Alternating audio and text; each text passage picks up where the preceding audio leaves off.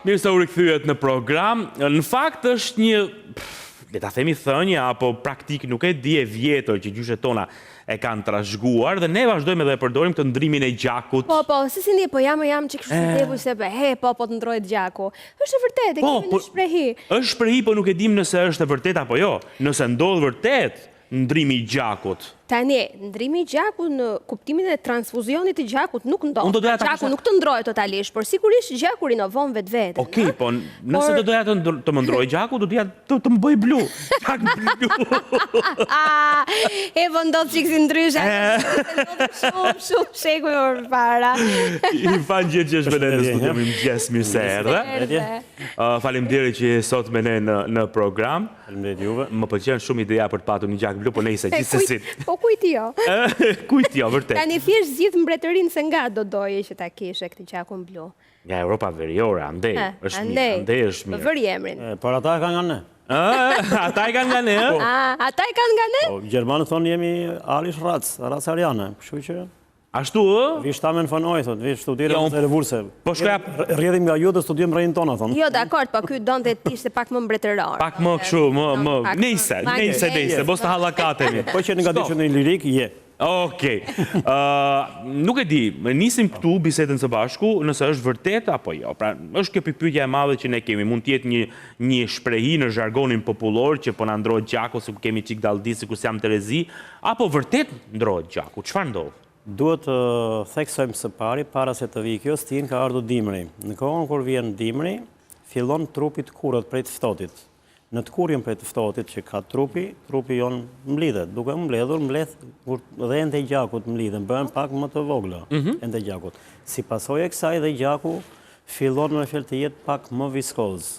Dhe qarkullimi i gjakut ulet pak. Kjo bën me fjalë që dhe themi që në muajin 10 orë janë shkurt, sidomos shkurti është muaji i zemrës.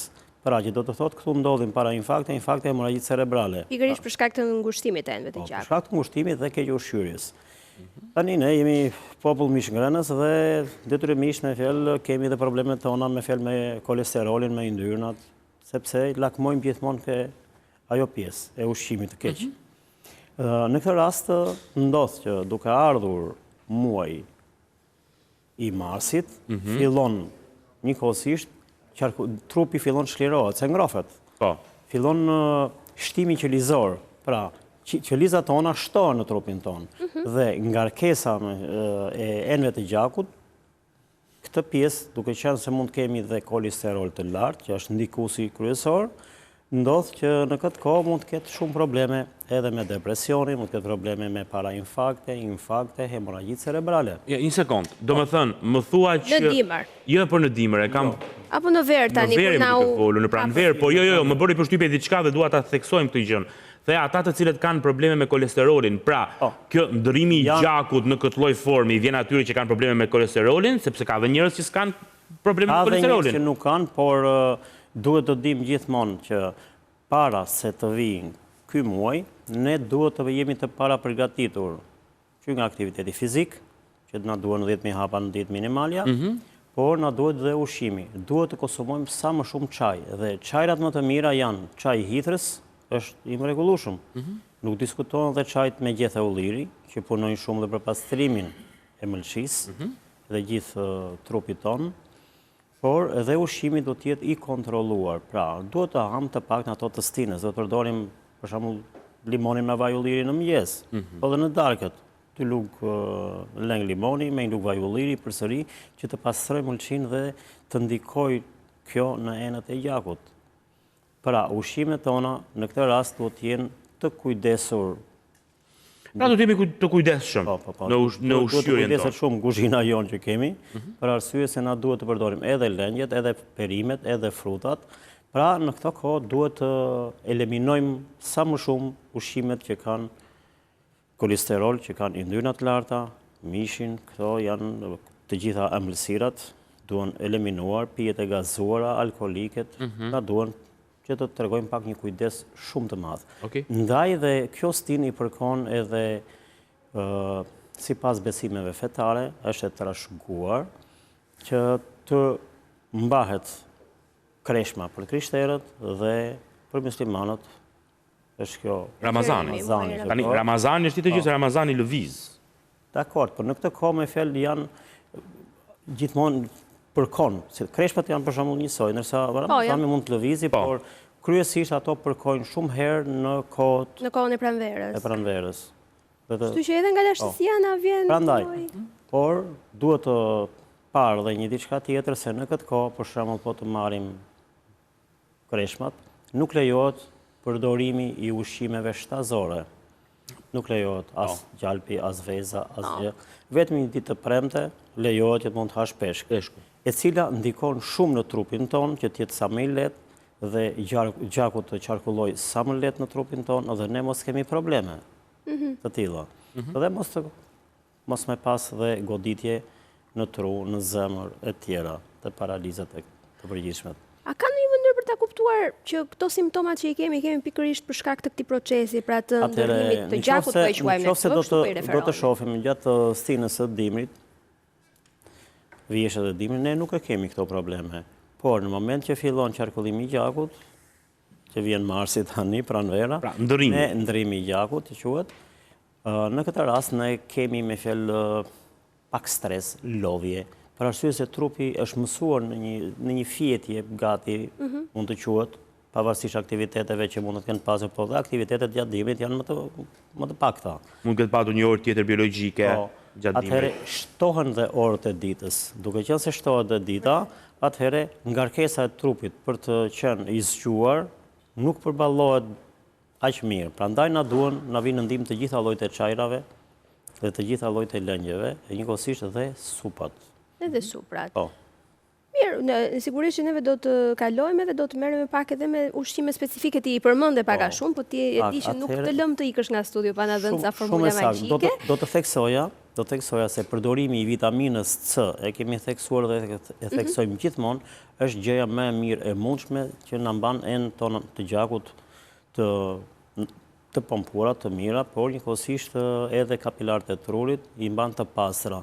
Duke qenë se kemi dhe na jep dhe freski, energji, fuqi, për shkak me fjalë se pastron ose hap dhe enë të gjakut, ndikon dhe në këtë, atëherë do të ishte domosdoshme të merret e theksoj në formë pluri, sepse nuk ka përbërje të tjera, po është vetëm e pastër, vetëm vitaminë C. Pra vitaminë C e acid pastër. Askorbik i pastër quhet, ndryshe.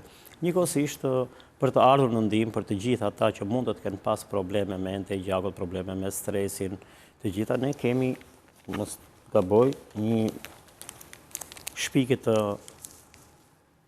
3 shkencëtarëve nobelistë amerikanë, e cila mund të përdoret para se të flesh në gjumë, dhe kjo rrit prodhimin e oksidit nitrik në enë të gjakut, fryn dhe pompon enë të gjakut. Vetëm ma mbulo pak logon, se më quhet reklam, kështu që ka një grau tjetër.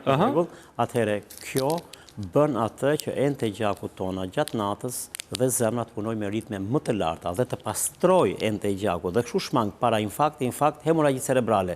Dhe për të gjithë ata që kanë probleme, kryesisht me pjesën e depresionit ose para depresionit, si mund të quhet, ose me stresin, ngarkesat nervore, është mirë ta marrin këtë dhe është shumë rezultative. Dhe të gjithë ata që mund të kenë probleme, që kanë parashikuar për të vendosur stenda apo diçka, për të bërë disa ndërhyrje, në qoftë se do të përdorin këtë vitaminën C dhe këto çajrat e ndryshme, sidomos murrizin, çaj murrizi që punon për zemrën, forcimin e moreve të zemrës e tjerë, do të edhe majdanozi kryesisht e theksoj që duhet përdorur shumë në këtë kohë, ata do të shmangin dhe pas një muaj apo diçka 2 muaj, në qoftë se do të shkojnë të bëjnë një kontroll, do thonë si ka mundësi ti pas ke pastruar të gjakut dhe nuk je në atë grad që ishe. Do t'i thot mjeku. Shikon. Vitamin C pastër, çajra? Po. Majdanoz. Po, shumë mirë. Po, në këtë kohë theksojmë të gjithë ata që kanë pas probleme me zemrën, me enë të gjakut, me kolesterolin, është mirë që të bëjnë një kontroll në këtë kohë që jemi tani, të bëjnë një kontroll. Me qëllim që të shohin veten ku janë dhe të ndihmojnë trupin e tyre. E kuptoj. Ma sa kuptojnë nga gjithë biseda, gjithë diskurset që jemi duke bërë, do të thotë që bie poshtë miti, le ta themi, i ndryrimit të gjakut. Pra gjakut tonë nuk i ndodh asgjë, nuk është se ndryshon. Gjaku ynë rinovohet. Kemi Okej, ma shpjego atëherë. Kemi atëherë në këtë çast në fakt, duke qenë në fakt se ka filluar trupi, është çelur organizmi. Qarkullimi i gjakut është më lart, është edhe shtimi qelizor. Po këto, okej, se prandaj kur flasim për ndrim gjakut, Irfan, kur flasim për ndrim gjakut dhe tani folim për ndryshim të strukturës, që do të thotë enëve të gjakut e tjerë, normalisht të lind pyetja nëse vërtet është një mit ndrimi i gjakut, apo është thjesht tek enët e gjakut të cilat lirohen dhe gjakullimi bëhet më i madh. Me sa duket, shtohet. Shtimi qelizor. Prandaj quhet edhe ndrim gjaku, se e kam me merak ta sqaroj edhe termin, se nga këtë term popullor që kemi dëgjuar, dua ta di se ndryshon se ka rrjedhshmëri më të lartë, enët e gjakut janë nga më të ngushta kanë filluar me fjalë të çelën të bëhen pak më elastike. Po, për ata që kanë probleme, ka problem. Të gjithëve ju ndrohet gjaku? Ka njerëz të cilët nuk ju ndrohet gjaku? Po, mund. Apo ata që e kanë blu, nuk ju ndrohet atyre, mund se ju bëhet, ku diun, e gjelbër pastaj. Vetëm atyre që kanë ikur në jetën e përjetshme. Okej. Të gjithëve domethënë ju ndrohet gjaku. Është shumë interesante. Ndalemi pak tek çajrat. Te çajrat e cilët do na ndihmonin në këtë pjesë apo jo? Po, normalisht ta themi edhe një herë atë kombinimin që sa 2 lugë lëng limoni me vaj ulliri. Kjo në mëngjes esull dhe sa ko? Unë do të theksoja, do të vim dhe kjo, por e dyta pas pas. E para është çaj i hithërës. Në këtë rast është çaj i hithërës më i mrekullueshmi dhe ai mund të përdorë edhe gjatë stinëve të vitit, nuk është ndonjë problem. Por edhe çaji i malit është i mrekullueshëm. Ndërsa kjo që po flasim tani, që të marrim një kokër limoni, mund ta shtrydhim, ti pastrojmë ato bërthemat, kuptohet, në një kullonjse, dhe të marim 2 lugë vaj ulliri, ti përzjejmë në një godë ose në një filxhan, dhe ti pim esull në mëngjes. Kjo do t'jetë gjëja më e mirë, e mundshme që ne mund t'i bëjmë një shërbim shumë të madh gjithë aparatit tretës, që nga mëlçia, nga enët e gjakut, nga pankreasi, nga tëmthi, ke veshkët, është një diçka e mrekullueshme. Nuk të pyet akot edhe për herë të dytë për punën e çajrave, se i thua çajrat, po dua të di se çfarë efekti kanë. Për shembull, çaji i hithërës është të tjerët, njerëz të ndryshëm, nëse futesh në Google edhe lexon, minimum i mundshëm, është që shikon shumë informacione të ndryshme. Pra dikush thotë që të jep të shërbim, dikush i shërbim tjetër. Realisht çaji i hithërës, edhe në këtë rast, çfarë i jep trupit tonë, çfarë i marrim ne? Në këtë rast, në fjalë çaji i hithërës ndikon shumë ke enët e gjakut. Zgjerimi i enëve të gjakut. Që ta theksojmë, pra. Tu shërben për këtë gjë. Por ndikon dhe kolesteroli. Ai jep fuqi, energji, por është dhe anti-inflamator. Pra, edhe inflamacionet e mbrëmshme që mund të ketë organizmi jon, ai ndihmon shumë. Por ndihmon edhe në rrugën urinare, ndihmon dhe veshkën. Pra, në gjithë rrugën që bën çdo lloj çaji ka vlera shumë të mëdha. Mirë, po diku kapet maksimumi që këtu fokusohemi në ke interesi jonë, këtu ka këto vlera kaq të larta, ka diçka më të ulët në këtë, pra në gjithë spektrin e aparatit tretës që çdo gjë që futet në organizmin ton punon shumë mirë dhe ka shumë efekte të ndryshme, por pozitive janë të gjitha. Njëra ka më shumë, tjetra ka më pak, po të gjitha punojnë. Jo. Punojnë. Mbi të gjitha duhet të theksoj se ne kemi përgatitur dhe një çaj i cili aty futen gjethet e ullirit të egrët, që quhet ullastra, janë të mrekullueshme, për ata të cilët kanë ullinj rreth e qark shtëpive të tyre, po afër banesave, mundet në këtë kohë që është edhe krahasitur ulliri, mundet t'i marrin gjethet, t'i mbajnë në shtëpi dhe t'i pinë gjatë gjithë vitit. Nuk ka asnjë problem. Vetëm ata kanë shpëtuar veten e tyre nga kolesteroli i lartë, njëkohësisht nga diabeti, nga enët e gjakut, nga zemra, po dhe nga hepatitet A, B, C. Vërtet. Shiko. Pra, si ka këto efekte? Jo kaq, po është edhe antikancerogen, po punon. Është nëse të marrim me një listë që të emërojmë dhe të shënojmë efektet, do na duhet një ditë me fjalë që të bëjmë zbërthimin e tyre nga çfarë studime janë bërë. Por nuk lëm pa përmendur në këtë rast çajin e sherebelës, që është shumë i mirë, të paktën 2 herë në ditë duhet përdorur. Nuk lëm pa përmendur çajin e malit, e maleve të Ilirisë siç e quajnë, që është çaj që Cili tani tregonit apo të malit jugut? Jo, çaji i malit të jugut, i cili quhet çaji i malit të Ilirisë. Kështu ka një emërtim, edhe nga gjermanët dhe nga bullgarët që kanë bërë studime mbi këtë çaj, dhe thuhet është çaj që përdoret nga të gjithë vitin, në të gjitha sinët, nga të gjithë grup moshat, si fëmijët dhe Pa, do e përdorim. Dhe quhet çaji i malit të Ilirisë, është i mrekullueshëm. Edhe po të shohim në kohën para viteve 90, ky çaj nuk është eksportuar jashtë. Pra mbahej. Është mbajtur këtu mbrana dhe është përdorur që nga çerdhet, nga kopshtet. Ashtu jemi rritur të tërë, me thënë të drejtën. Për shkolla, në Na kanë rritur mirë. Po. në ndërmarrje, në mensa, kudo. E vërtet. Kjo ka qenë masive dhe Për shesh me çaj hanim në mëngjes ne, dikur. po edhe kur s'kishe ujë gati me fjalë mishe çajin. Po, e kishte më kollaj çaj. Me kollaj. E po na pas kanë bërë mirë. Sigurisht kuptohet në jetën tonë ne kemi kuptuar, por edhe kemi parë me fjalë që të gjitha studimet që ka bërë çdo shtet, së pari ka vajtur ushtrisë që mbron territoret dhe kombin e tij apo jo. Patjetër, ata të jenë në formë. Çaji është i pari që përdoret në çdo lloj vendi. Në ushtri, në dietën ushtarake. Dietën ushtarake, 1. Fasulja mund të themi 2 që është për aktivitetin e zorrëve, ndërsa çaji shon aktivitete bakteriologjike në trup dhe pastron trupin dhe kryesisht dhe orizi. Këto janë ato që janë përdorur kryesisht në ushtri për të rezistuar kurdoherë në pozicionin ku kanë qenë, edhe për kohë të gjata. Edhe me pak kosta. Po, sigurisht. Ta pranojmë këtë se kosto. Janë ushqimet janë më të mrekullueshme, veç duhet ditur. Por çaji i maleve të Ilirisë është dhe antikancerogen. Pra, ka dhe gjëra të tjera, nuk është vetëm thjesht një çaj që bën mirë për këtë gjë, për bronkitet, për mushkrit, për këtë, po bën mirë në gjithë aparatin të retës, në gjithë trupin tonë. Pra, nuk mbarojnë vlerat deri në dalje nga trupi jashtë. Okej, super. Jo, unë kisha vetëm një pyetje që më erdhi kështu natyrshëm tani. Duke qenë se vetë trupi rigjenerohet gjatë periudhës së pranverës, dhe kemi këto ndjesitë, duke marrë edhe këto gjërat ekstra, pra çajin që do të na i zgjeronin akoma më tepër edhe të gjakut, mos na shtohet më tepër nga shtuesja. Mos na kap dalldia do. Ne në këtë rast do të kemi vetëm një adrenalin pozitive të mirë, nuk do të ndjejmë lodhje siç kanë të gjithë trupat tani, gjithë njerëzit, do të jemi më vital dhe do të jemi më të hapur, më të zgjuar. Më të zgjuar? Po, normal, sigurisht. Kështu që nuk do jemi të përgjumur. Ashtu. Por do të punojmë më shumë dhe normal do të reflektojmë më shumë pozitivitet se sa negativitet. Pra nuk do të ankohemi nga problemet e organizmit.